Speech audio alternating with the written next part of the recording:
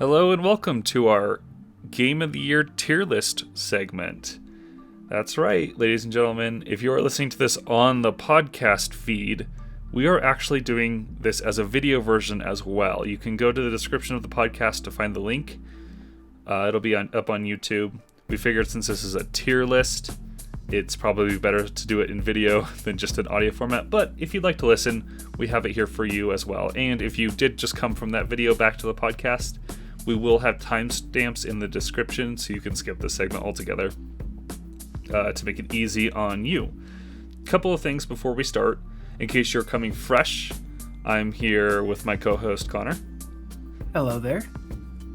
And as this is basically our replacement for, we were just going to do a straight Game of the Year list, and then we figured, that's going to take a lot of arguing and probably not going to be as fun to listen to, so we decided to do a tier list because that seems a lot more enjoyable. It'll allow us both to pick our favorite game of the year and have it be on top. We're arbitrarily limiting each category though. We have 22 games, so S tier and A plus tier will have 5 games each, and the other tiers will have 4, no more than that. And we both get to pick something in the S tier without argument. Other than that, everything's up for grabs. Anything goes. Anything else I should mention? If you want to do your own version of this tier list, we'll have a link in the description for that as well. You can make your own, share it with us on Twitter. I'll be very happy to see those.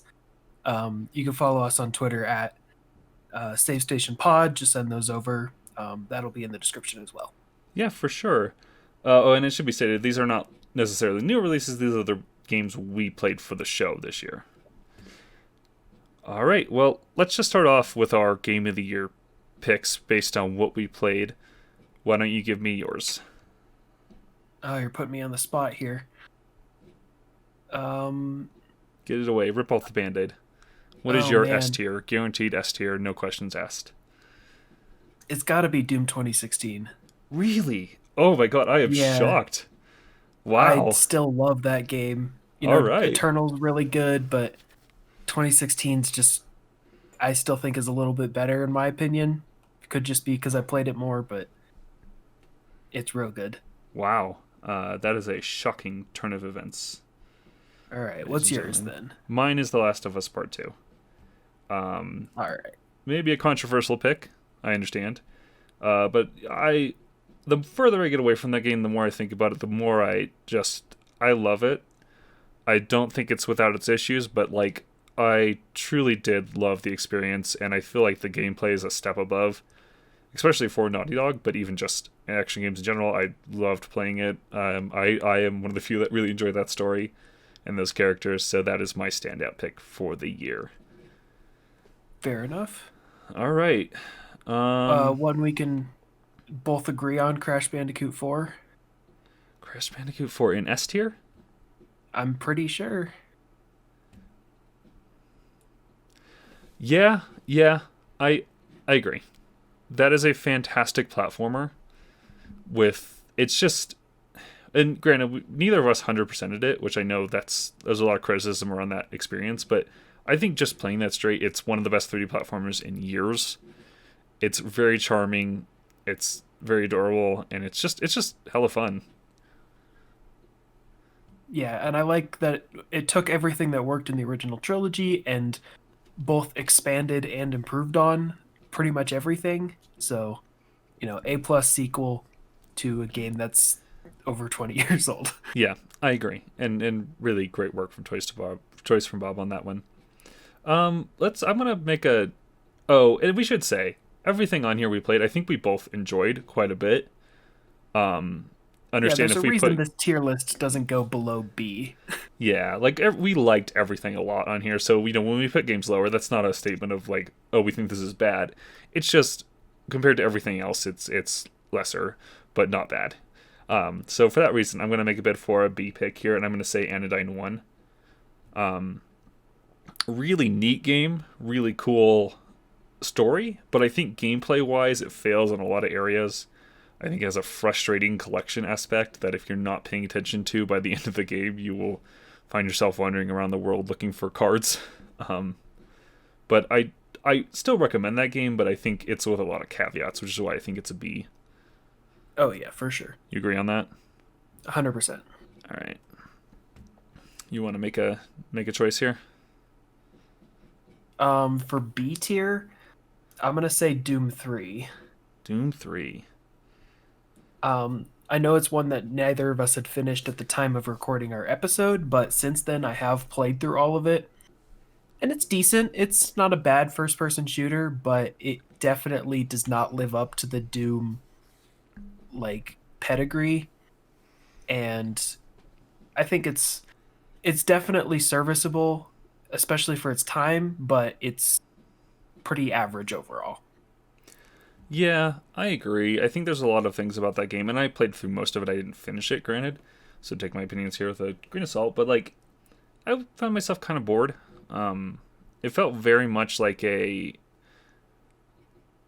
felt like Bioshock kind of, but they hadn't quite figured out what made Bioshock special. Which is, I understand, an unfair criticism because this came out before Bioshock. I know, but like just in terms of when I was playing it, those are the feelings that I got. Is this felt like a lesser Bioshock, and I think that first game that's really focused on story, I didn't really enjoy the story.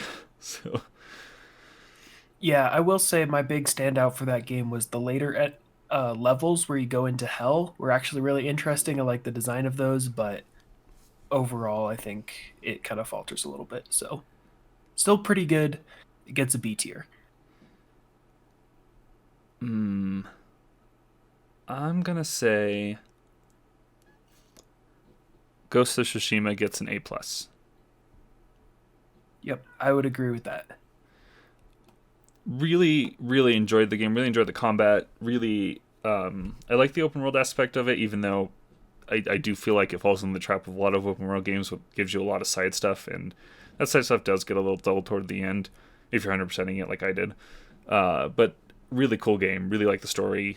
Really enjoyed the combat, despite it having some major flaws in my opinion with like the lock-on system and the not being there and some of the camera stuff. But did really, really like that game. Yeah, this one was actually kind of a surprise to me because I thought when I picked it up that it was going to be, pretty good. It was going to be some sort of either open world Assassin's Creed style, and to be fair, it kind of is, but I think the story and the art direction especially really grabbed me a lot more than I thought it would. So that's why it gets an A+ for me. Um, Man, I want to talk about Doom Eternal. I think Doom Eternal is also an A+. I think it just misses the S rank because of that final boss fight, honestly, and the Marauders, in my opinion. I think it is so close to being like a perfect video game for me, but it just has some frustrating sections that I just don't feel like vibed with me at all. I feel like the Marauders really force you into combat scenarios where you are limited to like basically your shotgun and I guess your ballista if you're good enough, but like it just kind of, for me, it kind of goes against the ethos of the game, which is use everything. And I feel like those combat encounters really slowed down the game for me. Didn't make it unenjoyable, certainly. Don't misinterpret that. I loved it, but I feel like that's why it misses the S tier for me personally. Yeah, I would completely agree, and this is why I put Doom 2016 in the S tier because I feel like it hit that balance a lot better. The mainly the inclusion of the demon weak points in Doom Eternal, where it sort of encourages, if not requires, a certain weapon to beat enemies. Specifically, the main standout example is the Cacodemon requiring a bomb of some kind, meaning you have to use a specific shotgun mod or your grenades. I find that like that kind of limits player choice in a certain way, that I feel like Doom 2016 had a little bit better. Doom Eternal, still a fantastic action game. Enjoyed the hell out of it. And we'll get to the DLC later, but I feel like A+ is right about where it lands. Yep. What you got next? I'm gonna go ahead and put Anodyne 2 in the A+ as well. Oh, really? I want to fight you on that and say it's an S. Oh, okay. I no arguments there. I was lowballing it for myself, Oh, but make your go make for your. it. I mean, talk about it. Yeah, no, Anodyne 2 was not only just a complete surprise for me in terms of um, enjoyability. It was one that I thought was going to be neat. It has that PS2 or that PS1 style to it, which I thought was very interesting. Um, but just the way that it uses its mechanics and its characters, and I mean, the entire dimension shifting as a way to separate characters, specifically with like Dustbound Village, and then the entire story from start to finish was really great in the way that it's very simplistic to understand on the surface, but you can delve a lot deeper into it with your theories and whatnot. I felt like that is a really hard thing to accomplish in games, but really nailed it. Um, Not to mention all of the weird moments that I won't spoil in here. I really, really enjoyed this game. Complete shock to me that I enjoyed it as much as I did, but definitely one of my favorites I played this year. Yeah, I completely agree. I love that it's a game that sparks conversation for the same reasons I love Last of Us 2. I love Anodyne 2 because it's a game that you can have discussion about. It's a game that you can interpret it differently. I think that that's really fascinating, and I think that it is a near perfect sequel. I think it improves on everything from Anodyne 1. Like, it is. I think that is a special game and a very unique one that people should definitely play. For Um, sure. Yeah. then I'm going to put the other probably obvious S tier and then probably, cap that off for now unless we have other arguments. I think The Last of Us 1 is truly a masterpiece for me personally. I think that that game is very special story wise. I think that the combat is super fun, even though I think it's improved in 2, but I think it's great. I think going back and playing it this year, it was surprising to me how well that game held up, even visually. It is that game is stunning in a lot of ways. Yeah, even though both of us played the remaster, I think the PS3 version still holds up extremely well. Um, and the way that it just works to incorporate its gameplay mechanics and its story, something that I complimented Anodyne 2 for, I think Last of Us really does a lot with very little, and that's really impressive because the game is not super complicated, but the way that it uses those to tell this extremely compelling story with these extremely well written characters, I think that definitely earns it its S rank. Yeah, I agree. It's a very simple tale, but it's told incredibly competently and incredibly well. What's your next pick? I think I'm going to go ahead and put Eternal Darkness in the B plus category. This Hmm. was one that I enjoyed more than I thought I would. um, but it's still very rough around the edges, and it shows its age, which I know is not its fault, really. It was a very different time. But I think the reason why it's getting a B plus rather than a B is just because I found the story more engaging than I thought I would. And yeah, it's hokey in a lot of spots, but the way that it sort of weaves these different time periods together, I found was really engaging. Plus, it was one that I can still recommend after playing it 3 times in a row, which I can't say for a lot of games. So B plus is where I'm putting it at. Yeah, yeah. I think I'm trying. So where I'm at right now is I'm trying to decide if how I feel about that. Like I'm trying to decide if it should go a tier above, essentially. Because I did really think it's a really unique, cool experience. But I do think you're right in terms of how it's aged, and I do think there's issues with it. There are specifically several sections in that game that are kind of slogs. Hmm. Yeah, I think you're right for now. I think we leave it there. It is cool though. Yeah, if you have the chance, definitely play it. Um, Death Stranding's a weird one, isn't it? Yeah, it sure is. I feel like, ooh, man. I'm gonna skip that one for now. I'm gonna go with an easy pick here then and go Tony Hawk, and I'm gonna go A plus. I think that game is pure joy and pure delight, and is so satisfying in almost every aspect. For sure. I mean, you could sell me on an A+ with the soundtrack alone. The Yeah, soundtrack is fantastic. The gameplay, while deceptively simple, is hard to master, which I feel like is a quality that a lot of fantastic games have. The way, even just exploring the levels is a joy to find those secrets or the letters or whatever. I find there's a lot to enjoy about Tony Hawk, and it's a great remaster of it, a great way to bring it into the future. Just a great package overall. yep, completely agreed on that. Just a phenomenal experience. And honestly, any other year it might even been an S game, but like I feel like we just played a lot of good shit. All right, you're up next. All right. Let's see. Let's go ahead and put Final Fantasy VII in the A+ as well. I agree. Yeah. Really great RPG. I mean, it does kind of feel a little like it goes on a little bit long, I feel like, for what its mechanics entail. Um Even still, it's only like a 30-hour game. I feel like that's the right length. I feel like just sometimes especially when you do some side quests, the battles can feel a little samey. That's my only really negative. The soundtrack is great. The story was incredibly well told using the fact that it's a remake. I love the characters. I love the how the game looks, even with the strange graphical pop in on the PS4. I absolutely loved this game, and this was coming from someone that didn't think they would ever like these kinds of RPGs. But this was the game to actually get me into RPGs this year.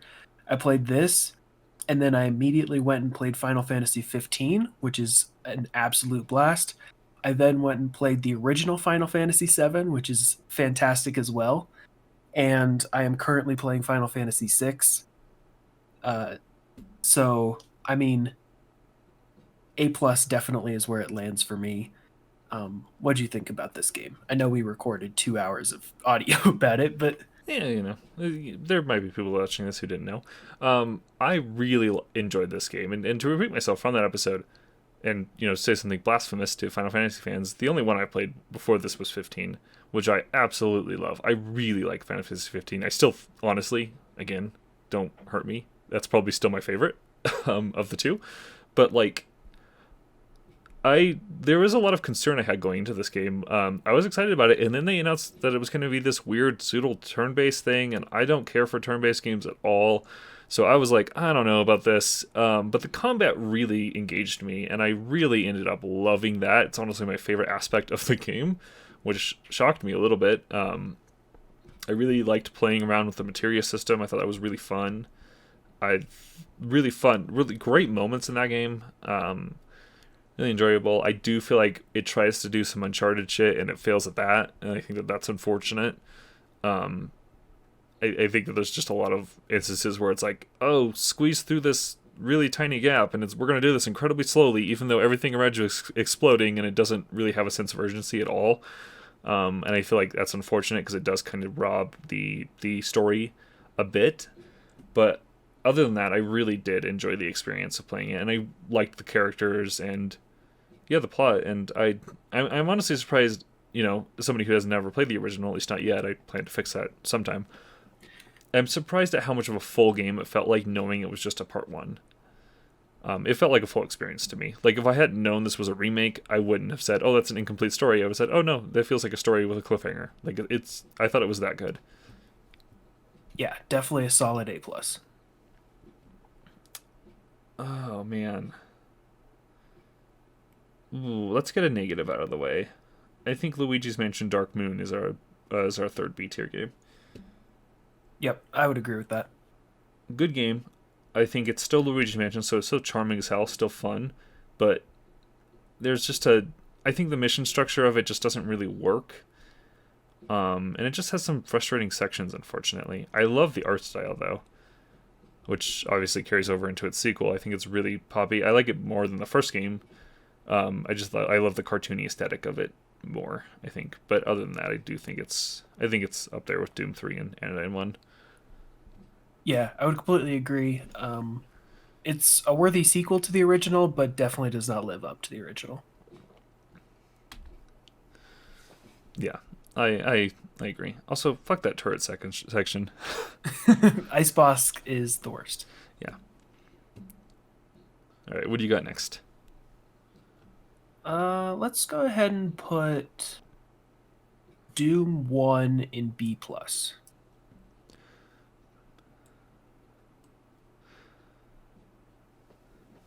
Now, Doom 1, obviously classic, you can't really. It's Doom 1. Like, what do you say about it at this point? I still find that it's an enjoyable first person shooter, even, 27 years later. The It has definitely aged. The 2D elements definitely are weird to a modern gamer, especially the ability or lack thereof to look up and down is weird. But I think the level design still pretty solid. The main reason it's getting a B plus and not an A is because I think Doom 2 does everything it does better. So yeah, I mean it's solid. It's better than Doom 3 definitely, but it's pretty good. It's kind of where it started, so there's been better later. And this is unfortunate. Maybe when we get to this list, I'll make arguments about this, but like, I don't, I don't really care for Doom 1 and 2, so I'm just gonna let you lead the discussion on that for now, and I'm gonna put Doom 2 in A. But yeah, I don't know. I don't really care for this 2D, 3D thing. I don't know. It's like weirdly like when I tried it this time, it kind of played with my head, and I didn't enjoy it. Like it made me a little nauseous. But I understand their importance for sure. And if we did actually play Doom 64 for this year, which I have played this year, I would say that definitely tops Doom 2. But Really. as it stands, it's Doom 1, 2, and then 2. Okay. Okay.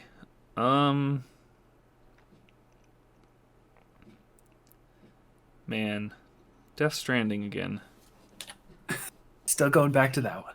It's just like I could put it in any of these categories where we have space in. Honestly. So B to A plus. Yeah. Yeah. Like I feel like it'd be fair to put it anywhere in there. We just put it in the solid A, middle of the pack. All right, let's just do that for now. It's such a I definitely feel like its downsides, mainly its story, and to some people a boring gameplay system, is definitely downsides. I find it still really enjoyable, which is good. And then there's kind of just the overall cheesiness of it that you can kind of laugh at if you're. I mean, that doesn't make it. That's not really what it's going for, so you can see that as a failure. But I find it still entertaining. I really like it. There is a lot of sort of downsides to it, so I think A, middle of the pack of our tier. I think it kind of sits there. Man, you talk about the cheesiness though. I don't want it to be cheesy. It's got cool ideas. And it executes on them Just because so I played it poorly. twice and I'm like, all right, yeah. Like so poorly. I want to move it down to a B plus. All right, that's now fair. that we're talking about it. Like I like the gameplay of that game. We just talked about it. I think it's a really interesting, cool game, but man, the story is a bummer. The overall story, I feel like the little moments of The just connecting concepts, people, that's yeah, cool. It just goes way too far. it's got a ton of great ideas. It just doesn't string them together in a way that's satisfying or interesting. Okay, you're up.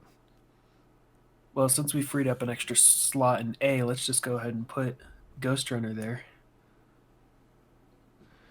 You want to put Ghost Runner in A and not in A plus? I mean, if you want to use up our last A plus slot, I think that's an A plus game. all right, I'll agree with you there. Now, I understand the same thing I just said about Death Stranding. You could also apply to Ghost Runner a little bit.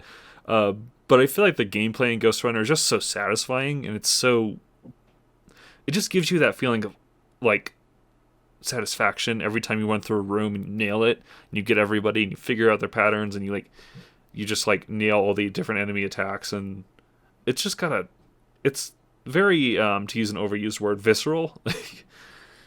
And I It's very energetic. yeah, it's very arcadey and very fun.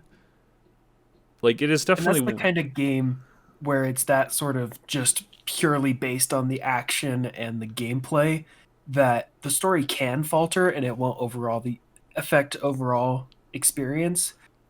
You know, if the main objective was just get to the end of level because it's a video game, it would still work. yeah. So I yeah, I mean I really enjoyed that one. I'm not gonna fight you on putting it in A plus. It definitely deserves it. Yeah, it's definitely the kind of thing where if we were just ranking these based on pure like gameplay like satisfaction, it would be up there with Doom 2016 and Eternal and Tony Hawk, you know? It would be an S tier. Yeah. Um yeah. So So yeah, it could sit in A plus with Doom Eternal and Tony Hawk. yeah, so we're running out of space here. We have Crash Bandicoot and Luigi's Mansion left. 3 Crash Bandicoots, 2 Luigi's Mansions. I think Crash Warped is an A. Oh, for sure. That is a fantastic platformer. I think personally some vehicle sections I could do without, but the pure platforming of that game is pretty much almost immaculate. Like I really think that game is really fun and really satisfying. It's also just like that's the game where they introduce Cortex as just tired, as not wanting to deal I with anything, love which is that my aspect of best. that villain. It's so good. It's also the game that introduces Entropy, who I think is a great villain. It also introduces Uka Uka, who I also think is pretty great. You could play as Coco in this game for the first time, not counting insane versions. Yeah, fantastic game. I think 4 tops it, but definitely deserves that A. This was the main reason why I was like Ghost Runner and Crash. I feel like could alternate between A plus and A if you wanted to swap them. Ooh, let's save that. Let's save that. Okay, I Think about do enjoy where they're at. So Ooh, on that note, I think Crash 2 can sit in A as well. I talked yeah, mad shit about 100%ing that game, but we're not giving Crash 4 shit for it. So Crash 2, I think, based off of just the regular gameplay, pretty solid. I think Crash 3 gets just a little bit more points in my book, but I mean, Crash 2 is fantastic in its own right. So it could sit in A there as well. yeah, I agree. And that game does have some weird backtracking stuff within levels, but I don't know. I feel like Crash 3's stupid motorcycle sections are that game's equivalent. Um, But again, the backtracking and problems with Crash 2 are mainly only if you're 100%ing it. If you're just playing the game normally, then it's not an issue at all. yep, So, which is what I did. Yeah, I agree. Um, I'm gonna rip off a band-aid here and say Luigi's Mansion 3 is either B or B plus. yes, I'm going to go with B+. plus. Okay, we can do that. Better than Luigi's Mansion 2, but we can go ahead and put It has some of Luigi's the Mansion 1. real quick. It has some of the same problems as 2 though, which I find annoying in a sequel, where it has a lot of the same like backtracking feeling stuff. It does a better job of disguising it, but it is the same mission structure, which I think works better. Granted, but I do think it is still not as satisfying as the first game, and I think that like it's charming as hell, but by the end of it, I was pretty bored. I don't think it introduces enough gameplay mechanics to keep it interesting throughout the whole entire experience. It's a little too long. So that's why I could see it as a B2. But yeah. Yeah, I still feel like it does better than Dark Moon, specifically because of Guiji and the puzzles that he brings. I feel like that is a little bit more engaging than what Dark Moon had in terms of relying on heavily backtracking puzzles and item collecting puzzles, and then relying on combat, which I feel like 3 does a little bit better than 2. So That's why it gets a B plus for me. Yeah, and to give it some credit, I think presentation-wise, it rivals Crash Bandicoot 4 as just like how cute and charming it is. Like, Just there's a straight lot of up stuff. animated movie quality. Yeah, there's just a lot of stuff in there that put a big dumb smile on my face. So I will give it some props for that. And the co-op is really cool. It's almost 100% co-op, so that's neat, and it worked really well until I played it, and that was fun. I do think Luigi's Mansion 1 probably goes in the tier above. I think that game's issues are not like the game's issues when it came out. I don't think are issues in 2020, right? I think that game got a lot of hate for how short it was. It's like a 4-hour game maybe, um, which I understand if you're buying a new full price video game that can be frustrating. But I think playing it in 2020 when you're not necessarily thinking about cost, it's very charming. It doesn't overstay its welcome. It's enjoyable the entire way through.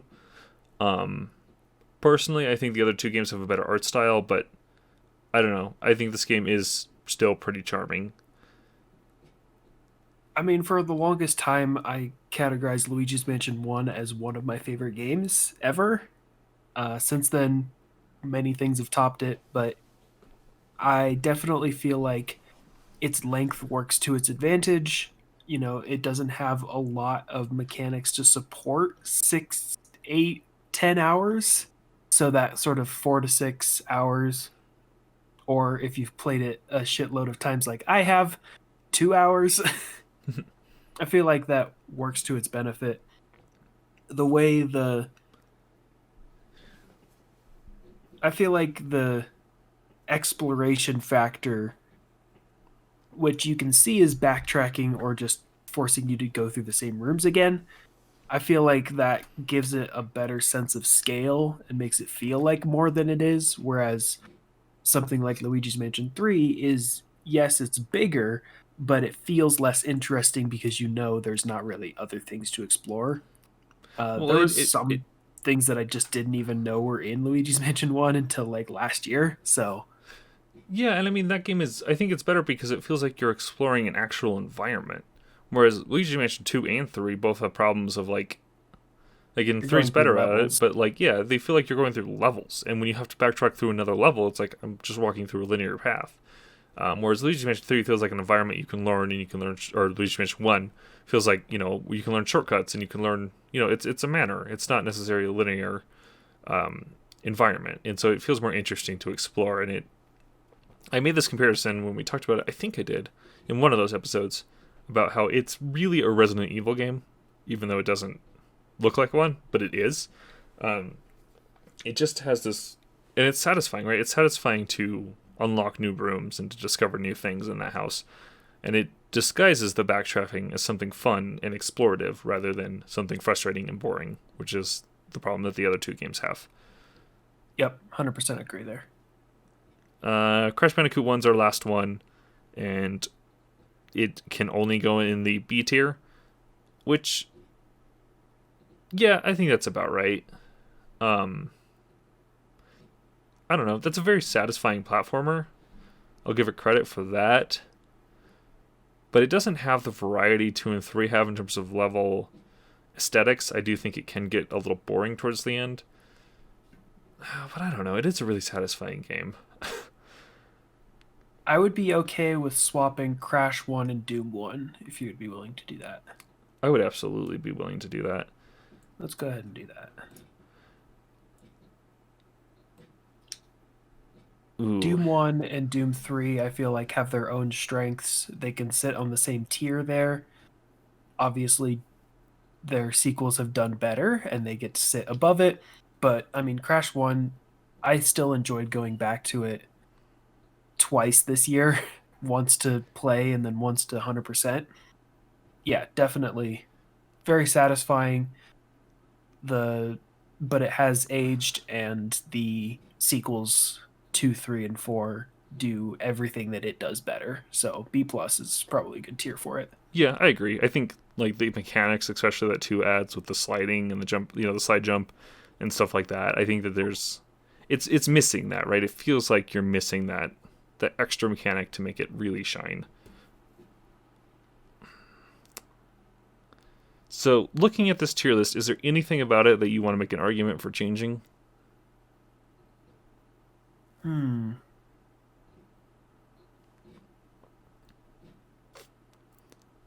It's a pretty damn good list of games, though. Yeah, I mean, we're not going to have this hard of a time picking these tiers next year, I'll tell you that. Oh, man. We already have some games lined up that are bad. So it's not going to be as positive. Just be like, oh, we just have 22 good games we played this year. Yeah, that's rough. I mean, it's kind of rough now because I'm like, these are all pretty good. These are all pretty damn good games. I'm actually kind of leaning on swapping. Oh, man. No, I don't know if I can do that. I was going to say swap Doom 2016 Final Fantasy VII, but that really conflicted on that one. Yeah, that one's hard. I think I personally would put 2016 over Final Fantasy VII because I think it's a more consistent experience. Yeah, I think you're right. Okay. I just immediately thought about the sheer amount of hours I put into 2016 and was like, no, come on. Yeah, Final Fantasy has higher highs, but I think it's got lower lows. You know what I mean? Like it's. Yep, I would agree with that. I don't know. I'm pretty satisfied looking at this. Yeah, I mean, this is a pretty solid list. With our game limitations, I feel like I would be a lot more generous personally when I did this list several weeks ago. The only B tier games I had were Anodyne and Doom 3. So. Yeah, I would agree with everything that we've put here. So, well, fantastic. Well, that's locked in. Then that is our tiers. That is our Game of the Year list for the games we played. It is definitive. Whenever you think about this group of games, they are ranked this way. No arguing. Anybody tells you they're not, they are wrong. Now you know for certain that Doom 2016 is better than Eternal. Oh, man. I don't know if I can give a... Okay, whatever. We're moving on. That shocked me, by the way. I totally expected you to go Final Fantasy as tier first. I thought about it, but man, Doom 2016 is so good. It is very good. All right, so if you're watching this on YouTube, this is one section of a larger podcast. We'll be doing a wrap-up on all of the games we played this year separately, so just kind of interesting picks. For example, to tease you a little bit, I will be talking about Toy Story 2 on PlayStation 1. So, should be interesting. We will do our own personal Game of the Year lists, so that's our own top 10s or whatever from games that came out this year that we played, not necessarily tied to this podcast, but just stuff we liked. And then we have, some fun categories we've worked up to kind of fill it out. So, if you want to check that out, it'll be on the podcast feed, which will be linked in the description of the video. Also, in that podcast description, we'll have timestamps so you can skip this section since you've already watched it. And thanks for watching, everybody. Check us out on Twitter. We already said the podcast name, Save Station Pod. Connor, where can they find you? It's on the screen there. It's at Conifer SSR. Yeah. I don't get that luxury. I'll put mine in on post. There you go. Dustin H. Dragon, at Dustin H. Dragon on Twitter. Anyway, thanks for watching, and we'll see you for the rest of the podcast. Yep, take care.